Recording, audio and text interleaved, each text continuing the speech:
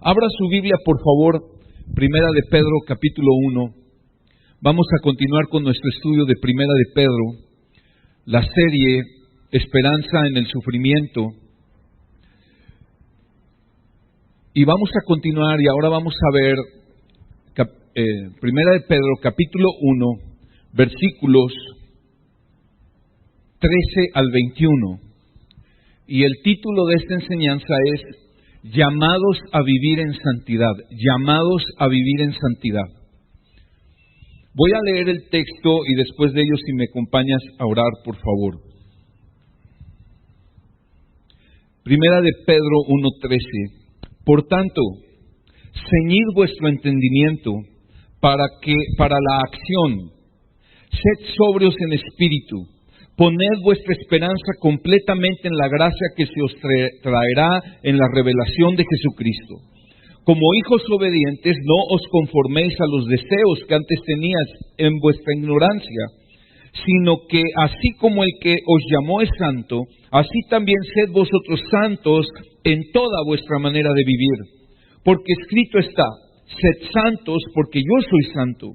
Y si invocáis como Padre a aquel que imparcialmente juzga según la obra de cada uno, conducíos en temor durante el tiempo de vuestra peregrinación, sabiendo que no fuisteis redimidos de vuestra vana manera de vivir, heredada de vuestros padres, con cosas perecederas como oro o plata, sino con sangre preciosa, como de un cordero sin tacha y sin mancha, la sangre de Cristo. Porque Él estaba preparado desde antes de la fundación del mundo, pero se ha manifestado en estos últimos tiempos por amor a vosotros, que por medio de Él sois creyentes en Dios, que le resucitó de entre los muertos y le dio gloria, de manera que vuestra fe y esperanza sean en Dios. Padre, gracias por tu palabra. Gracias por tu presencia en medio nuestro.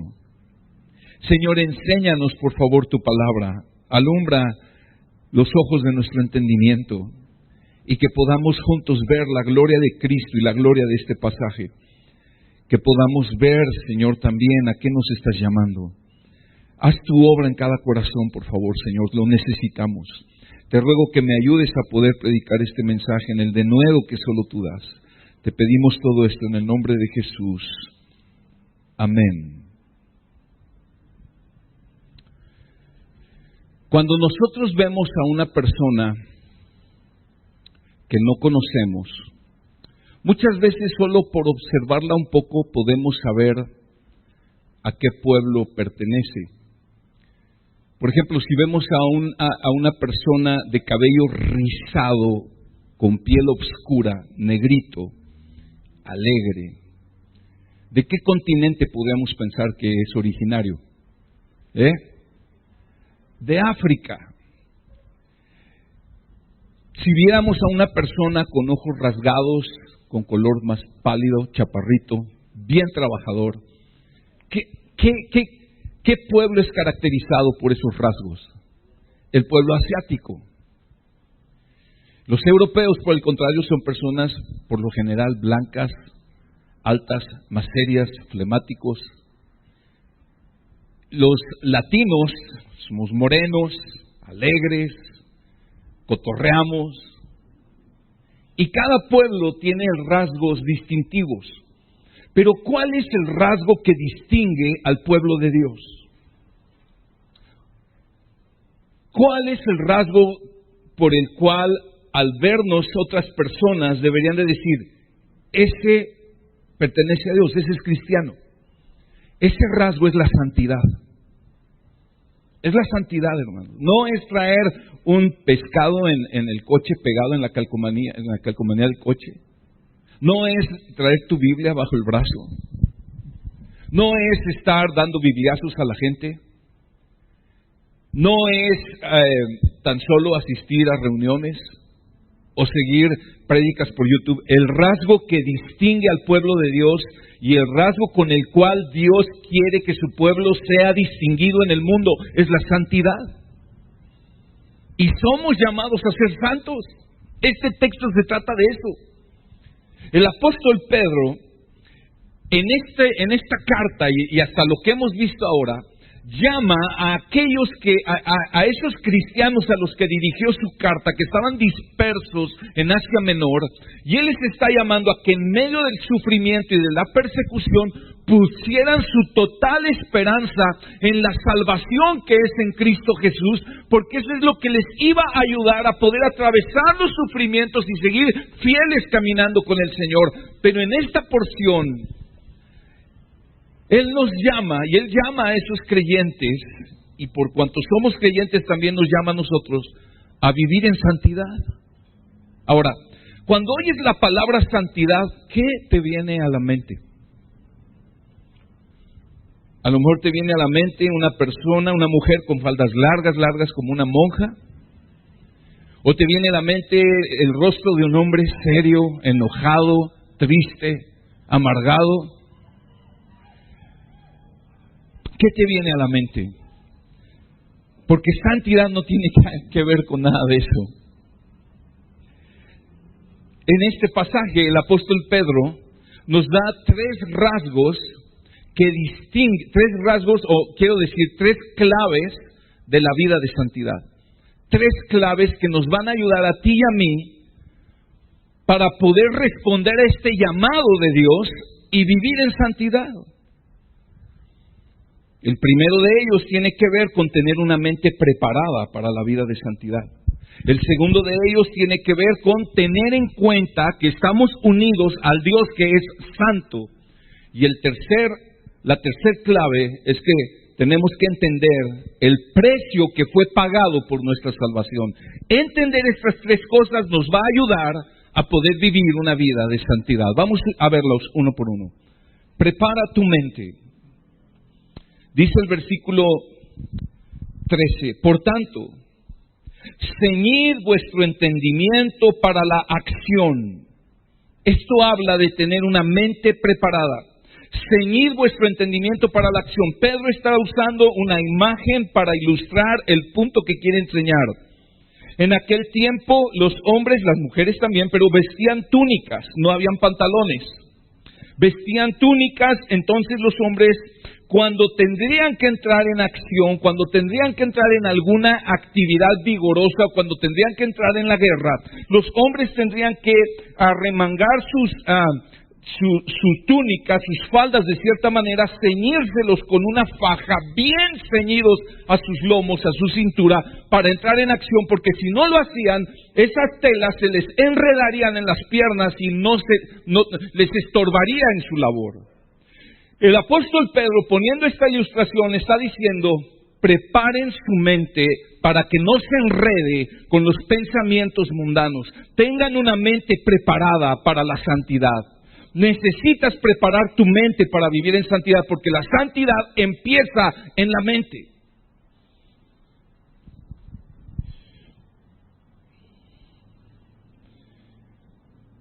Se requiere una mente que está disciplinada y enfocada en los propósitos de Dios y que no se enreda con los propósitos de este mundo. Eso es lo que Pedro está haciendo cuando dice: ciñan su entendimiento para la acción. Y luego dice otra característica de esta mente: sean sobrios en espíritu. Y habla de una sobriedad espiritual, habla de dominio propio. Sobrios en espíritu quiere decir alguien que tiene claridad en su mente, alguien que está alineado con la voluntad de Dios, alguien equilibrado, alguien que tiene bien establecidas sus prioridades. Lo opuesto a ser sobrio espiritualmente es actuar a lo loco, actuar a la ligera, ser como un ebrio. En tiempos de sufrimiento, como estaban atravesando estos hermanos, es muy importante ser sobrios. Es muy importante mantenerse con una mente equilibrada bajo el dominio del Espíritu Santo. Porque personas que actúan a la ligera y que hacen cosas a lo loco, hacen cosas desesperadas. Tú viste en este tiempo, al principio de la pandemia, mucha gente estuvo haciendo cosas desesperadas, comprando papel de baño como si fueran a comer papel de baño. Yo no sé qué pasó. y nadie pudo explicar ese fenómeno. Era una necedad, una locura. Bueno, Pedro dice, si ustedes van a ser santos, tienen que disciplinar su mente y ser sobrios espiritualmente.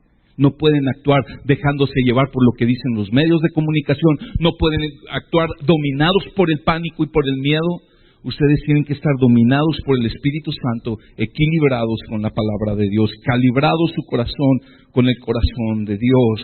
Hoy necesitamos pensar acerca de esta pandemia con sobriedad espiritual. ¿Hasta cuándo vas a vivir escondiéndote, encerrado? Necesitamos decidir cómo vamos a vivir en este tiempo. Si vamos a estar escondidos y llenos de temor, o si vamos a continuar con nuestras vidas siendo sobrios y prudentes, pero confiados en el Señor. Por eso decidimos volver a reunirnos, hermanos. Lo estamos haciendo sobriamente, estamos tomando medidas, estamos echando mano de la sabiduría de Dios y la sabiduría de otros hermanos en el mundo que también ya se están reuniendo, y tomamos ejemplo y tomamos asesoría. Les amamos, queremos cuidarlos, por eso tantas medidas. Necesitamos ser sobrios. Para vivir en santidad necesitas preparar tu mente, disciplinar tu mente, necesitas mantenerte prudente, sobrio. Pero también la mente que va a vivir en santidad, el corazón de una persona que va a vivir en santidad, necesita poner su esperanza en la obra de salvación que es en Cristo Jesús. Mira el versículo 13, al final: poned vuestra esperanza completamente en la gracia que se os traerá en la revelación de Jesucristo. ¿Qué está diciendo Pedro?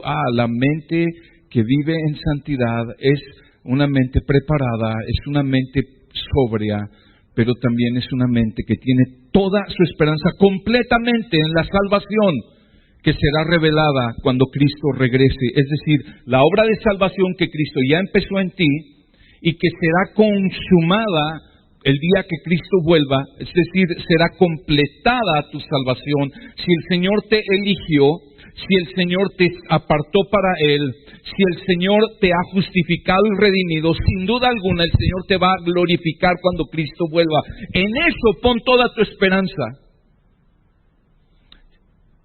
La esperanza de la salvación en Cristo y la vida de santidad van íntimamente conectadas. No se puede vivir santidad sin vivir en esa esperanza.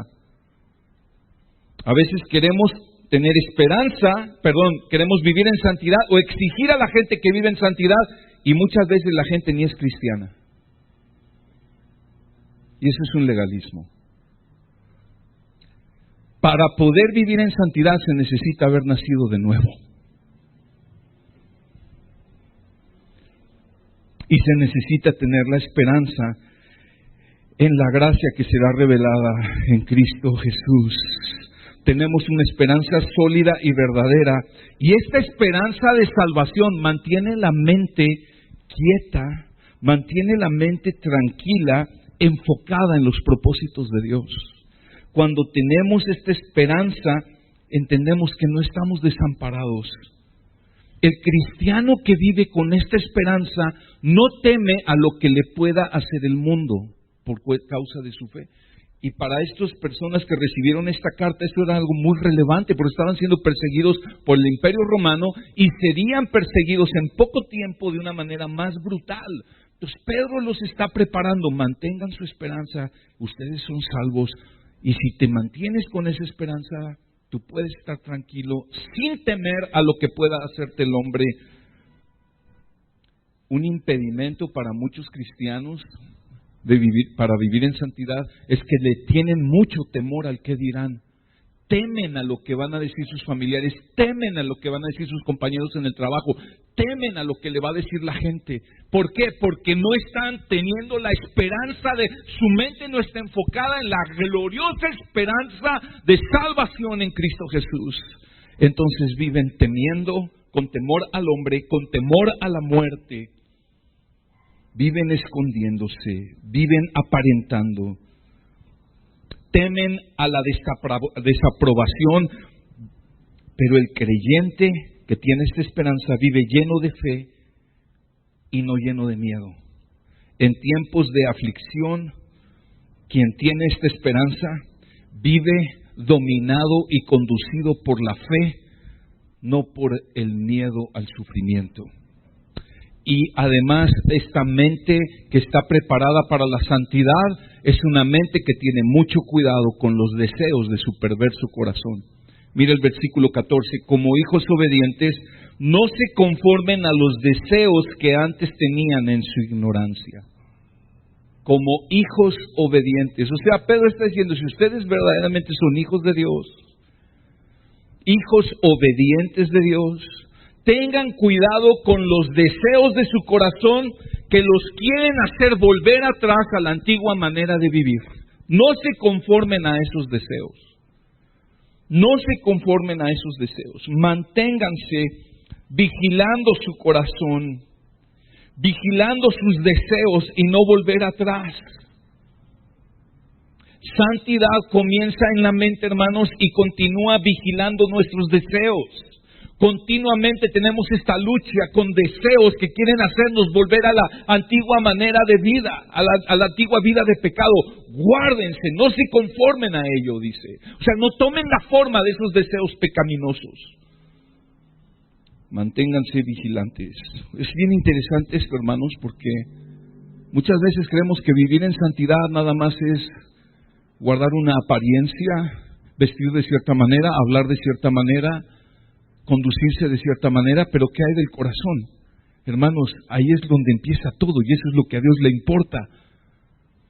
Dios desea que tu mente y tu corazón estén profundamente influidos por su santidad, por su gracia, para que tú desde lo más profundo de tu interior, desde tus pensamientos, persigas la santidad. Y nuestra mente sea renovada, sea disciplinada, ciñamos nuestro entendimiento, preparemos nuestro entendimiento para la santidad. Sin una mente preparada para la santidad, sin una mente sobria, sin una mente que está con la esperanza continua de la salvación en Cristo, sin una mente vigilante contra los deseos pecaminosos, jamás podremos vivir en santidad. Necesitamos disciplinar nuestra mente. La segunda clave para la vida de santidad es que tenemos que tener en cuenta que estamos unidos por la fe al Dios que es totalmente santo. Dice Pedro en el versículo 15, sino que así como aquel que les llamó es santo, así también sean ustedes santos en toda su manera de vivir, porque escrito está, sean santos porque yo soy santo. Este es el fundamento de la santidad. Esta es la razón por la cual somos llamados a vivir en santidad. La razón es esta. Este es lo fundamental de la santidad. Somos llamados a santidad porque el Dios que nos salvó es santo.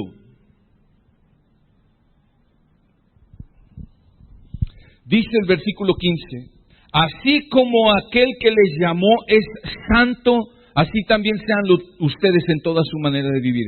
Así como aquel que les llamó, aquel que nos llamó a salvación, aquel que nos llamó con el llamado del Evangelio, aquel que nos escogió desde antes de la fundación del mundo y nos apartó para Él, como veíamos en el versículo 2, que fuimos escogidos por el Padre y apartados por el Espíritu Santo para Dios, santificados. El llamado de la salvación, hermanos, también ya incluye un llamado a vivir en santidad. Dios no te llamó a salvación para vivir como el mundo vive. Dios nos llamó a salvación, pero también va a incluir un llamado a santidad. En toda nuestra manera de vivir. ¡Qué impresionante! Porque Pedro le está escribiendo a una iglesia perseguida que está sufriendo. Y que van a sufrir mucho más todavía. Y Pedro hace un énfasis en esta carta, y lo vamos a ver en el estudio de la carta.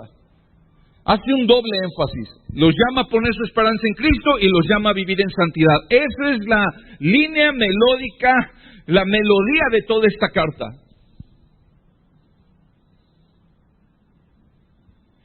O sea, que el tiempo de sufrimiento no te exenta de vivir en santidad. O sea, el tiempo de pruebas y de sufrimiento no da licencia para no vivir en santidad. No. Vivamos en santidad en todo nuestro peregrinar por esta tierra, en toda su manera de vivir, en toda su manera de vivir, en tu matrimonio, en la relación con tus hijos, tu paternidad, tus finanzas, tu trabajo. Dios te llamó a ser santo, no solo el domingo, un par de horas en la iglesia. Dios nos llama a ti y a mí a ser santos en toda nuestra manera de vivir, toda. Nuestro trabajo, nuestra familia, nuestros tiempos de ocio también, nuestro entretenimiento, en todo. Sean santos. ¿Por qué? Porque Él es santo. Si eres su hijo, si le perteneces a Él, Dios te llama a vivir en santidad. Dios te llama a ser como Él es. Él es tu Padre, Él te llama a ser como Él es y Él es santo. El versículo 16 dice, porque escrito está, sean santos porque yo soy santo, y está haciendo referencia a Levítico. En el libro de Levítico, por lo menos en 3 ocasiones, hace ese mismo llamado, diciendo, sean santos porque yo soy santo. Y eso lo podrías ver en Levítico 11, Levítico 19 y Levítico 20. Dios en el libro de Levítico le da toda, yo no sé si has leído Levítico. Si no lo has leído, debes de leer toda la Biblia.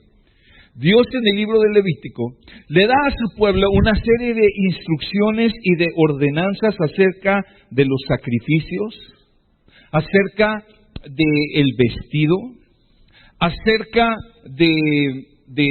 incluso acerca de la cocina, acerca de la dieta, cómo debían comer, acerca de un montón de cosas.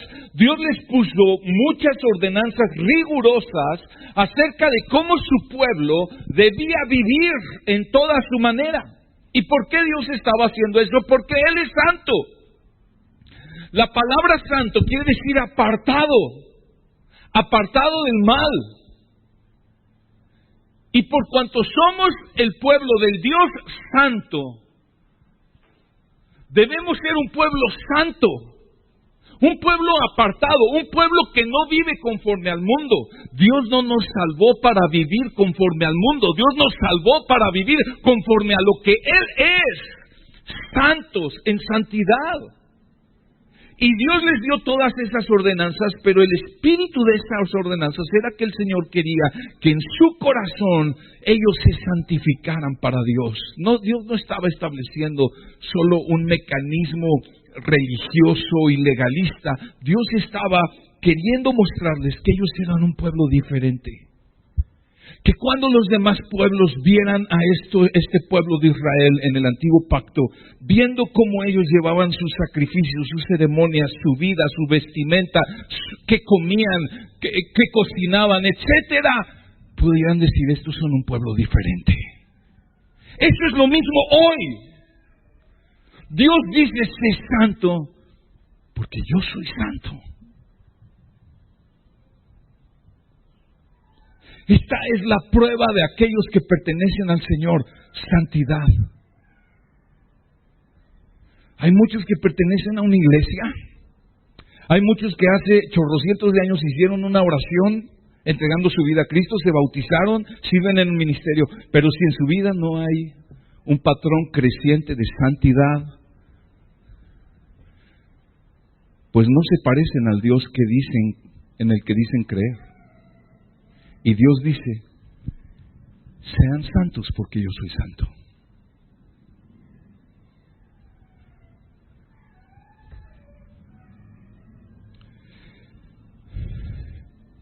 Quiero leerte unos tres versículos acerca de, en el Nuevo Testamento.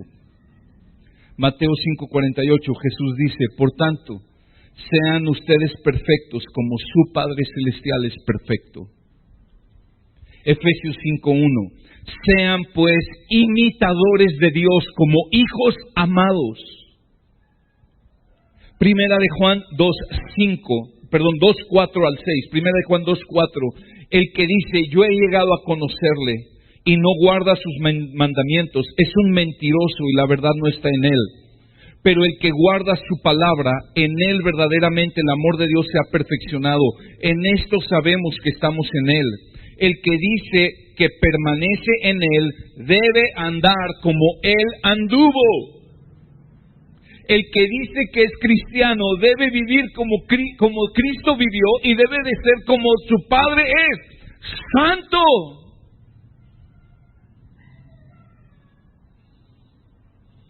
Sean santos en toda su manera de vivir, dice Pedro, porque el Señor es santo.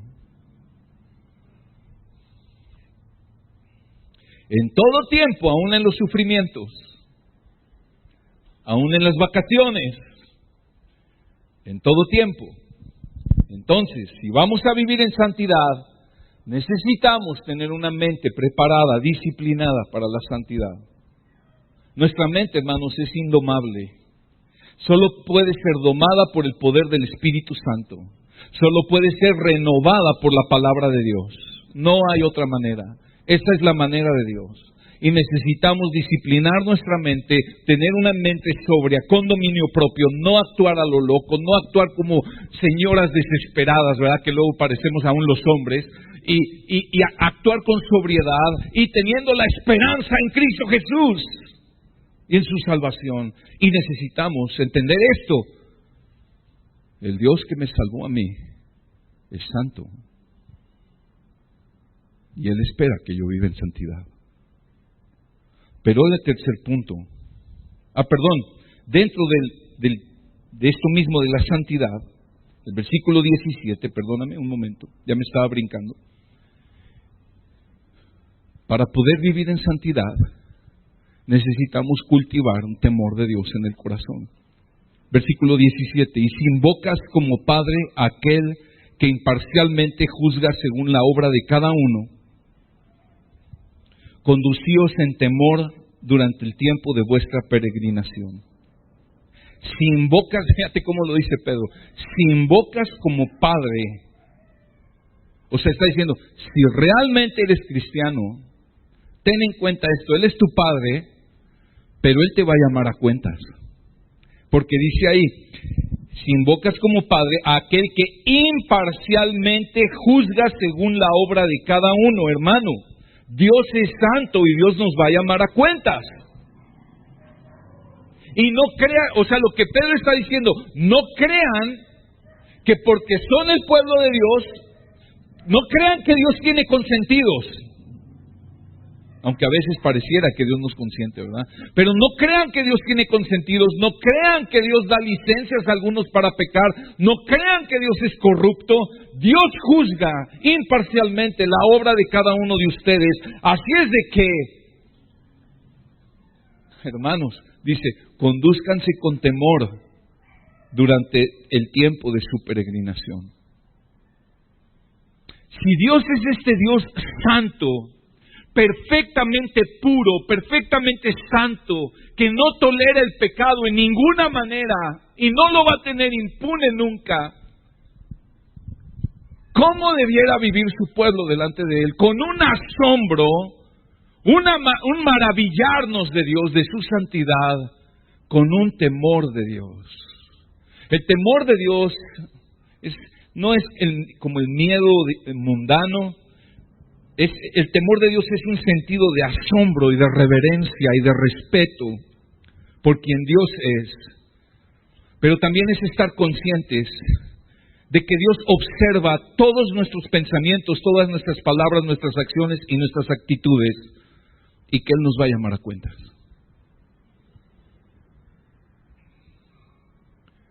Sin temor de Dios no podemos vivir en santidad. El principio de la sabiduría, dice Proverbios, es el temor de Dios. La vida de santidad es una vida de un constante temor de Dios.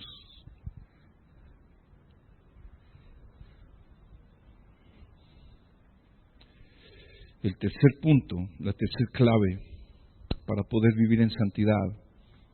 Voy a repasar. Primero, una mente preparada, disciplinada, sobria, que tiene su esperanza en Cristo, que vigila sus deseos pecaminosos para no volver atrás. Es tener en cuenta también que estamos unidos a un Dios perfectamente santo y Él nos llama a ser santos porque Él es santo y somos su pueblo. Él tiene todo el derecho a pedirnos eso. Pero el tercer punto es que tengo que estar bien consciente del precio que fue pagado por mi salvación. El precio que fue pagado por la salvación de mi alma. El precio de nuestro... Y esta es la motivación para vivir en santidad. El fundamento para vivir en santidad es que Dios es santo. La motivación es que Jesús me compró en la cruz del Calvario. Él murió por mí. Fuiste rescatado de tu vida de pecado. Dice el versículo 18, sabiendo que no fueron redimidos de su vana manera de vivir, heredada de sus padres con cosas perecederas como oro o plata. Dice sabiendo. Es decir, para vivir en santidad hay algo que debemos saber. Fuimos rescatados de nuestra vana manera de vivir heredada de nuestros padres. Es lo que está diciendo, la vida de pecado.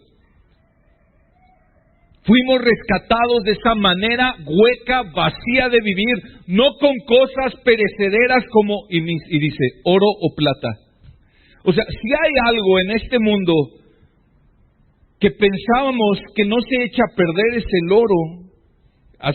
En esta semana oí la noticia de que no me acuerdo en dónde encontraron un cofre con monedas de oro puro de hace como 1300 años y estaban en perfecto estado. Pues Pedro dice, fueron rescatados no con cosas perecederas como oro o plata. O sea, Pedro está diciendo, fuiste rescatado de tu vida de pecado, no con cosas mundanas. Aún lo que este mundo piensa que es de mayor valor, no podría comprar tu rescate, hermano. El pecado es algo sumamente serio y grave delante de Dios.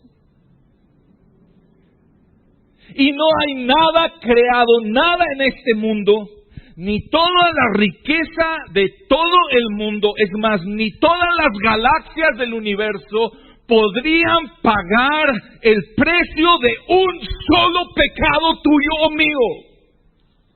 ¿Por qué? Porque nuestro pecado es la ofensa contra el Dios infinitamente santo, puro, perfecto. Es una ofensa infinita porque es en contra de un Dios infinito. Y si es de un valor infinito, quiere decir que no hay nada en este mundo, ni en el universo, nada creado que puede pagar el precio de nuestra deuda con Dios por nuestro pecado. Fuiste rescatado no con oro y plata. En ese tiempo a los esclavos se les podía rescatar pagando una lanota. Por eso usa esa ilustración.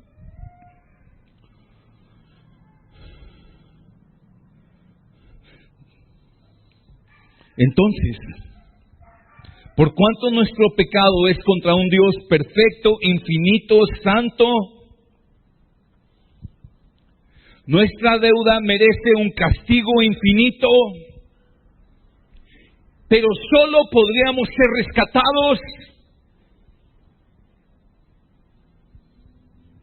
por el pago de algo de supremo valor, más valioso que el universo, más valioso que tu dinero, más valioso que toda la riqueza de este mundo, algo más valioso que todo lo que existe, y lo único que podía reunir ese requisito está en el versículo 18. Sabiendo que no fuisteis redimidos, versículo 19, sino con sangre preciosa, como de un cordero sin tacha y sin mancha, la sangre de Cristo.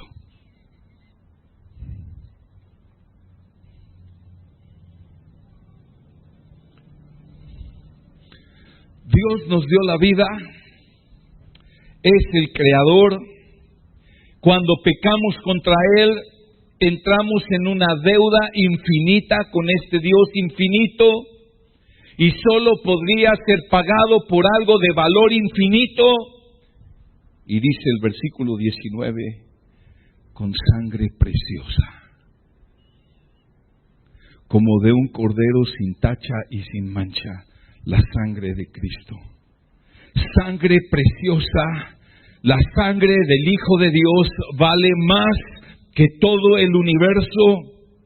Si pusiéramos en una balanza de este lado todo el oro y la plata y los millones de dólares y todo el petróleo y toda la riqueza y todas las galaxias y todos los planetas, estrellas y todo lo que existe en este lado de la balanza, y en este lado pusiéramos a Cristo, este lado pesa más, porque Cristo pesa más que todo, es más glorioso, más hermoso, más bello que nada, amado. Amén. Solo Él podía pagar ese precio.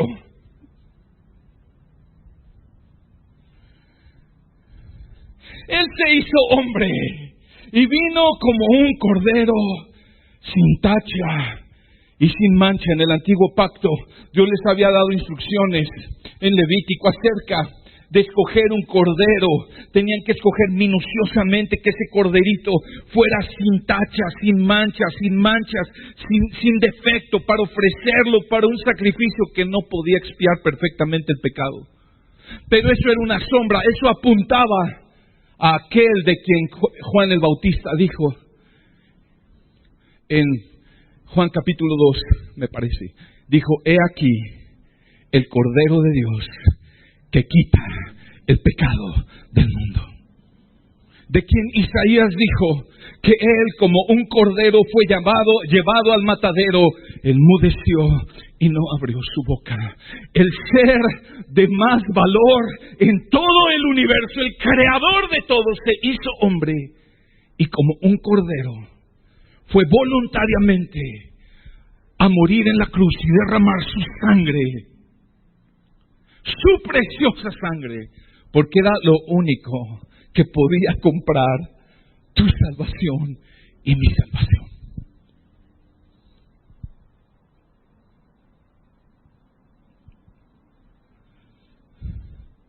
Versículo 20.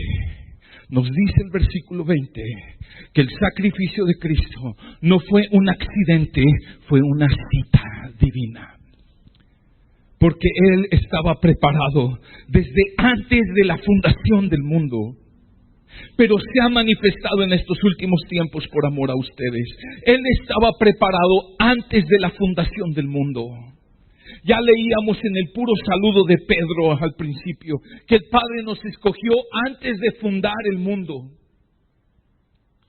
Fuiste escogido antes de crear el mundo, pero también Dios, antes de fundar el mundo, Él sabía que enviaría a su Hijo a pagar el precio de tu salvación y mi salvación. Desde antes de fundar el mundo, Dios ya te había amado de tal manera que había determinado que su Hijo iba a venir a derramar su sangre por ti. Desde antes que nacieras, desde antes de crear todo, Él te amó de tal manera que envió a su Hijo a morir en tu lugar en la cruz. Lo determinó desde antes de fundar el mundo. Ese fue el precio de tu salvación. No fuiste llamado a un club social. No fuiste llamado a ven con nosotros, nos vas a hacer un favor, pues vamos a hacer más. No. Fuiste llamado a la familia de Dios y Él pagó con su sangre para que fueras salvado de tus pecados, de la ira de Dios y del infierno. Es por medio de Cristo que hemos sido reconciliados. Mire el versículo 121, que por medio de Él son creyentes en Dios. O sea, por medio de Jesús y solo por medio de Jesús. Si el oro y la plata del mundo no podían pagar tu salvación y tus pecados y tu deuda, mucho menos tus obras. Es solo por medio de Cristo, el autor y consumador de la fe. Por medio de Él son creyentes en Dios, que le resucitó de entre los muertos y le dio gloria. De manera que vuestra fe y esperanza sean en Dios. Hermanos, entender el precio que costó nuestro rescate es lo que debe motivarnos y llenarnos de energía, de ánimo y de poder espiritual para buscar vivir en santidad.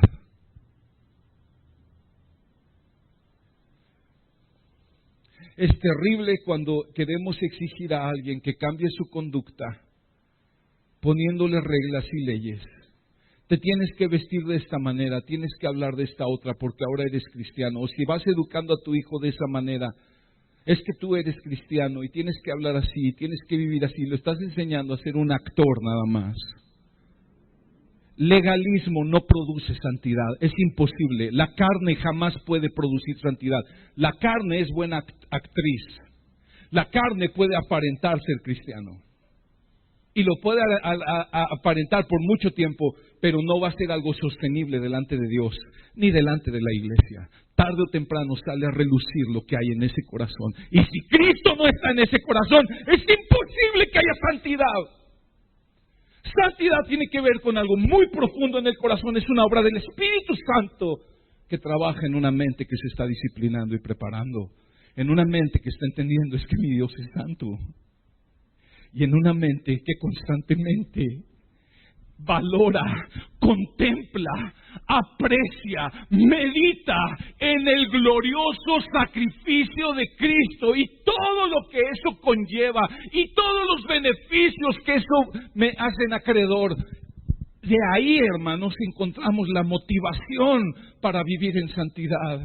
Dios busca que vivamos en santidad porque estamos agradecidos porque nos salvó y le amamos y queremos vivir para Él.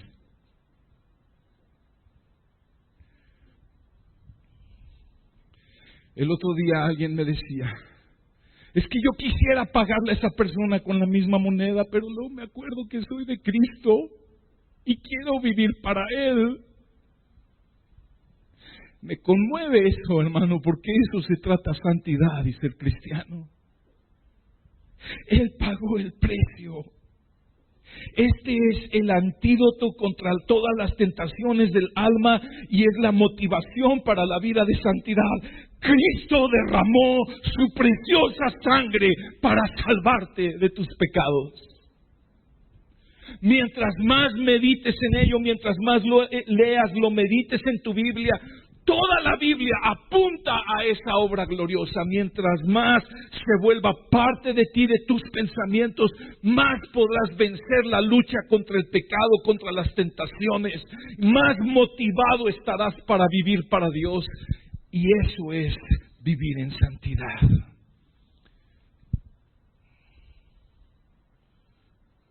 Procura que tu mente y tu corazón sean sobrecogidos con la idea del precio que se pagó por tu salvación. Quien se aferra a la vida de pecado comete un grave pecado porque está menospreciando a Dios y está menospreciando el valor del sacrificio de Cristo, de su sangre derramada.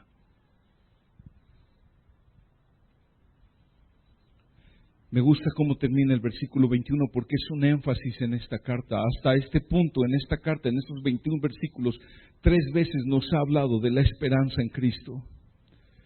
Dice, lo voy a leer todo, pero dice que por medio de Él son creyentes en Dios, que le resucitó de entre los muertos y le dio gloria, de manera que vuestra fe y esperanza sean en Dios.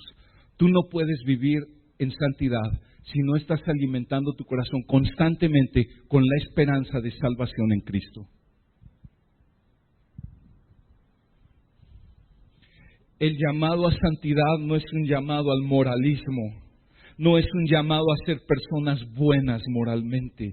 Es un llamado a reconocer que por nosotros mismos no podemos producir santidad, pero es creer con todo nuestro corazón que Jesús pagó el precio de nuestra salvación.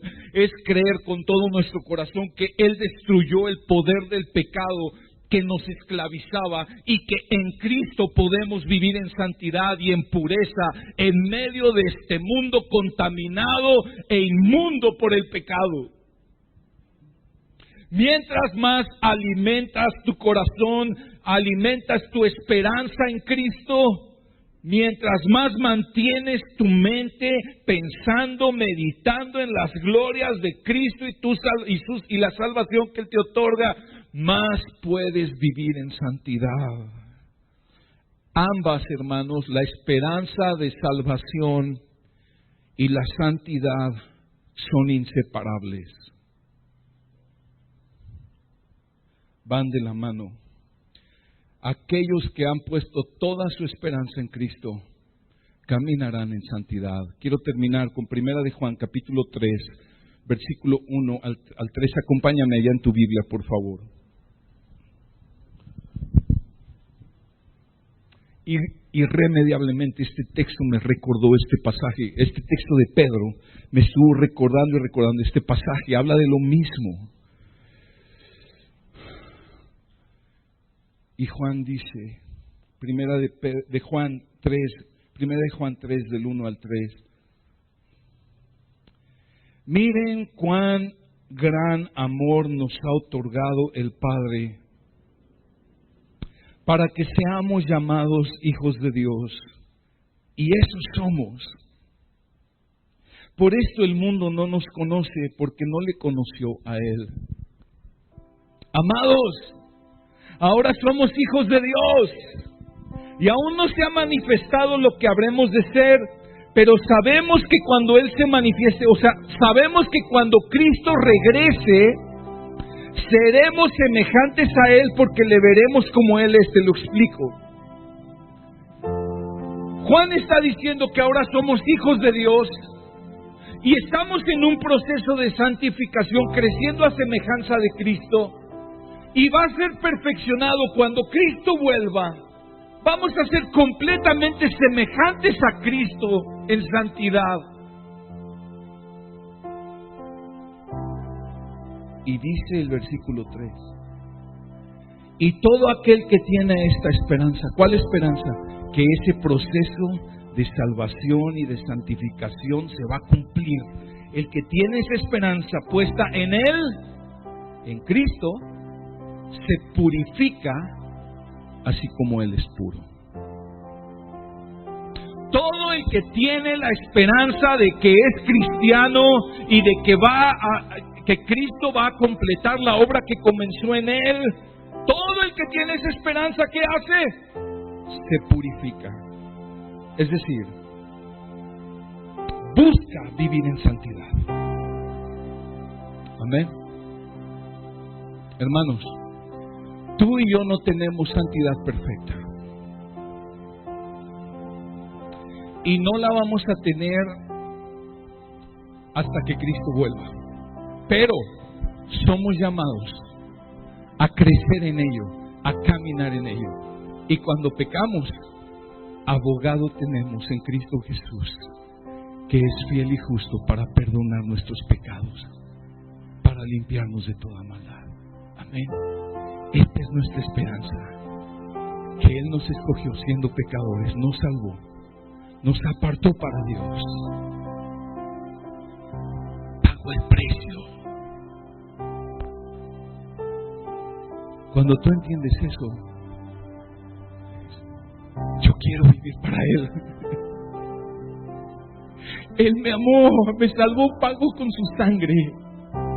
Quiero vivir para Él. Amado Señor, gracias.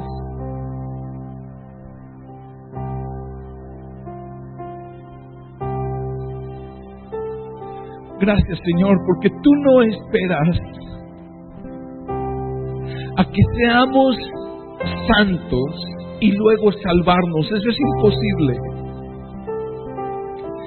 Señor, tú nos llamas a arrepentimiento y a vivir para ti, y a creer en tu Hijo Jesús, y a tener nuestra esperanza en esta salvación tan grande.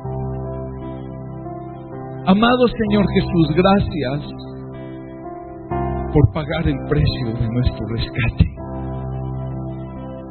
Nos rescataste, Señor, no con plata y oro, sino con tu sangre preciosa. Fuiste obediente como un cordero al matadero para salvarnos. Señor, gracias. Gracias que pagaste nuestra deuda.